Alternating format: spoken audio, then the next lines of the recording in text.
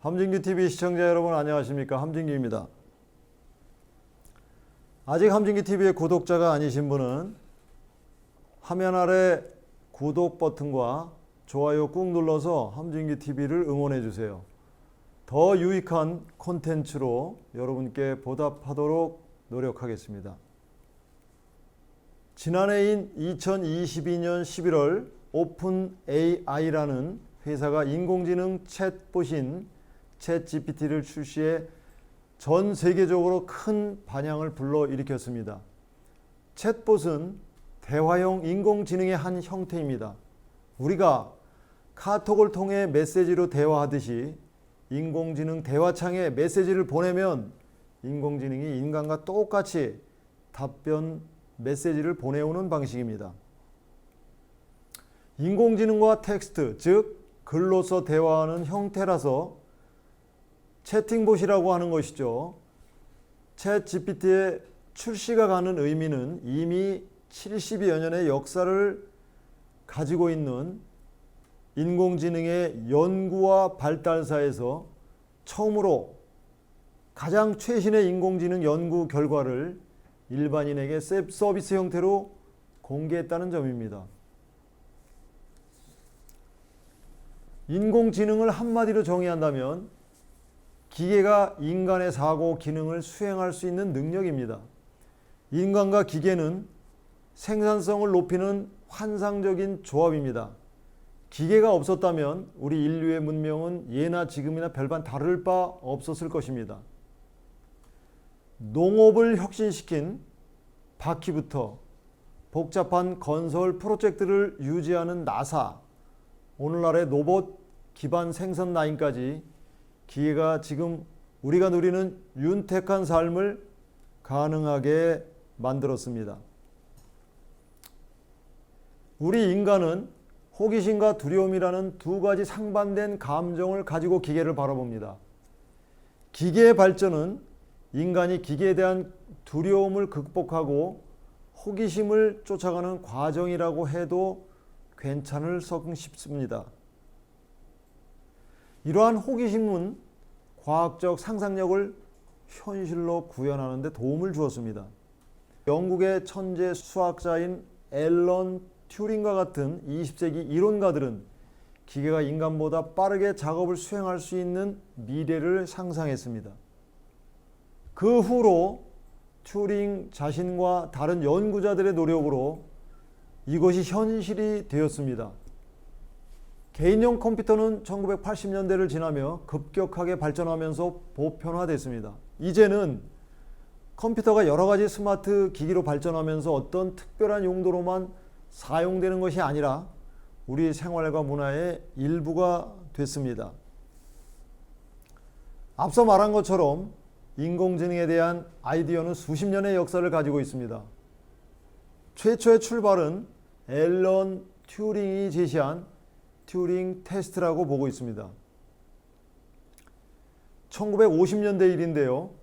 튜링은 컴퓨터와 지능이라는 논문을 통해 컴퓨터가 사람처럼 사고할 수 있는지 확인하는 방법을 제시했습니다. 즉, 판별자가 상대방이 기계인지 사람인지 모르는 상태에서 채팅을 해봐서 인간인지 아닌지 구별할 수 없다면 그 기계는 테스트를 통과한 것이 되어 인간처럼 지능이 있는 기계로 판정할 수 있다는 것이죠. 이것이 인공지능에 대한 아이디어의 시작입니다. 그리고 여기서 우리가 끄집어낼 수 있는 것은 인공지능의 근본적인 개념입니다. 그것은 바로 인공지능은 인간에게만 고유한 사고 능력을 가진 기계라는 것입니다. 실제로 채팅봇 챗 GPT를 시험해 보면 어떤 주제에 관해서는 인간인지 기계인지 도저히 구별할 수 없을 만큼 뛰어납니다. 이렇게 1950년대부터 시작된 인공지능 연구는 활성기와 침체기를 번갈아 거치며 진행해 왔습니다. 활성기라는 것은 사람들의 관심이 높아져서 연구비가 조달이 잘 돼서 전문가들이 연구에 전념하던 때를 말하는 것이고, 침체기는 그 반대인 경우입니다. 그러다가 괄목할 만한 발전을 보이기 시작한 것은 비교적 최근의 일입니다. 대체로 2017년경부터 전환기를 맞았다고 보는 것이 일반적인 시각입니다. 인공지능의 핵심은 데이터 처리 기술입니다. 얼마나 많은 데이터를 얼마나 빠르게 처리할 수 있는가가 관건인 것이죠. 그래서 인공지능 연구는 일반적으로 기계학습을 연구하는 연구원들과 슈퍼컴퓨터를 연구하는 전문 인력으로 이루어지게 됩니다. 이 스마트 기계들은 점점 더 빨라지고 복잡해지고 있습니다. 일부 컴퓨터는 이제 엑사 스케일을 넘었습니다. 엑사는 10의 18제곱으로 0이 18개인 100경을 의미합니다. 그러므로 엑사 스케일은 초당 100경번의 계산이 가능한 컴퓨팅 시스템입니다. 만일 내가 1초에 한 번씩 수를 계산한다고 하면 엑사 스케일은 약 316억 년 동안 계산해야 하는 수치입니다. 하지만 이것은 단지 계산에 관한 것만은 아닙니다. 컴퓨터를 포함한 여러 기기들은 이제 우리 인간만이 가지고 있던 기술과 인식력을 습득하고 있습니다.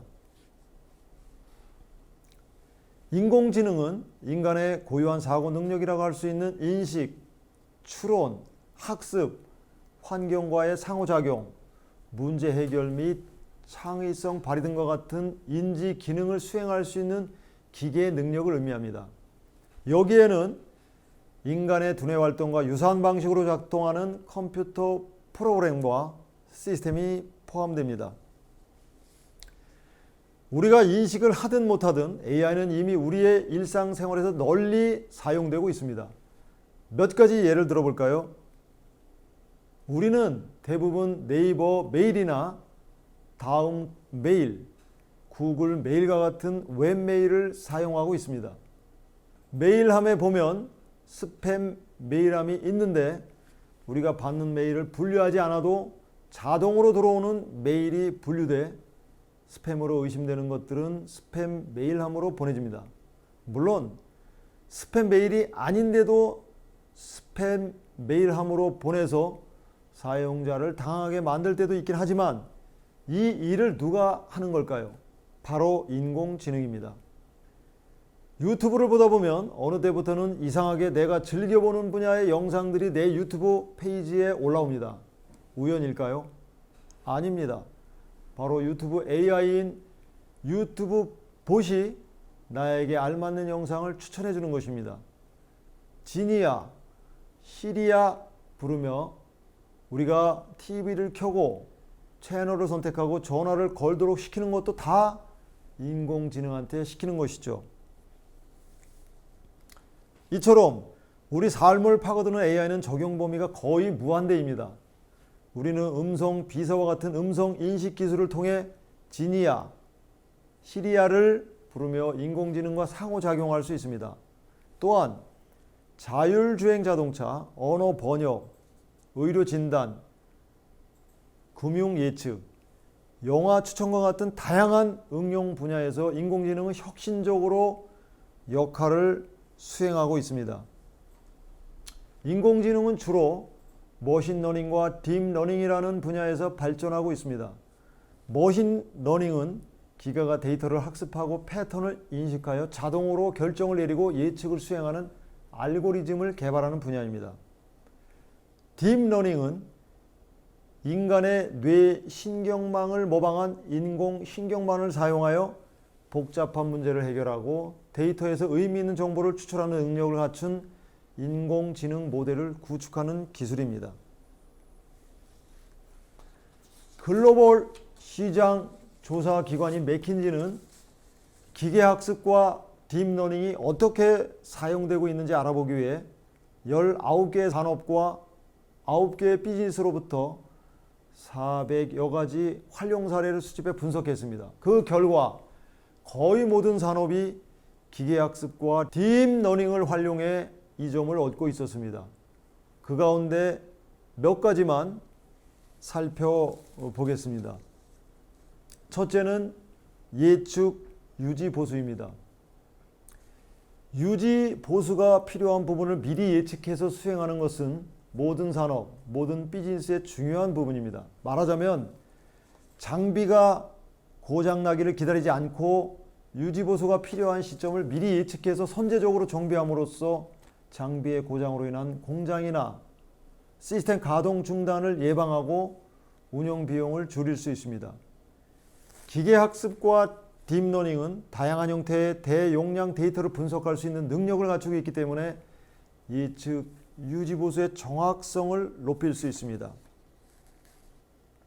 예를 들어 인공지능 기술을 사용하면 음성이나 사진 데이터와 같은 새로운 입력 데이터를 추가할 수 있어서 훨씬 정확하고 다양한 분석을 가능하게 해줍니다. 둘째는 물류 최적화입니다. 인공지능을 사용하여 물류를 최적화하면 실시간 예측과 운행 및 행동 지시를 통해 비용을 절감할 수 있습니다. 예를 들어 인공지능은 운송 경로를 최적화하여 연료 소모를 줄이고 배송 시간도 획기적으로 단축할 수 있습니다. 세 번째는 고객 서비스입니다. 인공지능은 콜센터에서도 위력을 발휘해서 더 원활하고 효율적으로 민원을 처리함으로써 고객에게 훨씬 좋은 서비스 경험을 제공할 수 있습니다. 인공지능은 전화를 건 고객의 말만 이해할 수 있는 것이 아닙니다. 음성 데이터의 심층 학습 분석을 통해 고객의 말투를 판단할 수 있습니다. 예를 들어 고객이 화를 내고 있다면 시스템은 인간 오퍼레이터나 매니저에게 전화를 연결할 수 있습니다. 인공지능은 이제 거의 모든 분야의 사업에서 빼놓을 수 없는 주제가 되고 있습니다.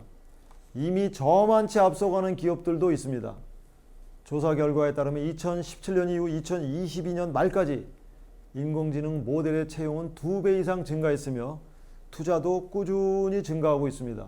더구나 이전에는 인공지능이 주로 제조업이나 위험 관리 분야에 채택됐지만 이제는 마케팅과 판매, 제품 및 서비스 개선, 전략 및 기업 재무 분야에까지 깊숙이 침투하고 있습니다. 그리고 일부 기업들은 인공지능에 대한 투자를 대폭 늘리고 공정의 속도를 높이기 위해 업무를 혁신하며 최고의 인공지능 관련 인재를 고용해서 역량을 향상시킴으로써 경쟁 업체들보다 앞서가고 있습니다. 이런 선진 기업들은 인공지능 전략을 비즈니스 성과와 연결하고 새로운 응용 프로그램을 신속하게 받아들일 수 있도록 데이터 구조를 모듈화하여 인공지능 활용을 산업화하고 있습니다. 지금까지 함진규의 4차 산업혁명이었습니다. 감사합니다.